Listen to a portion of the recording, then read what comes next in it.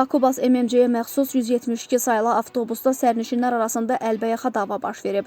Bununla bağlı sosial şəbəkələrdə görüntülər yayılıb. Hadisənin ötən gün saat 17:30-da metronun Koroğlu stansiyasının yaxınlığında baş verdiyi bildirilir. İddialara görə avtobusa daxil olan kişi içəridə olan digər bir sərnişinə hücum edib. Sərnişinlərin müdaxiləsindən sonra onu zorla avtobusdan endirmək mümkün olub.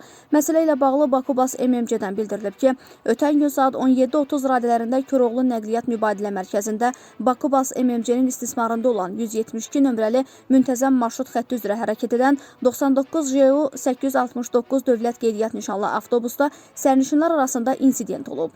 Hadisənin ailədaxili münaqişə zəminində baş verdiyi müəyyən edilib. Nəqliyyat vasitəsini idarə edən sürücü hadisəyə operativ reaksiya göstərərək sərnişinlərin təhlükəsizliyini təmin etməyə çalışıb və ərazidə xidmət aparan polis əməkdaşlarına məlumat verib. Polis əməkdaşları qısa müddət ərzində insidentə müdaxilə edib, həmin şəxslər nəzarət altına alınaraq avtobusdan uzaqlaşdırılıb.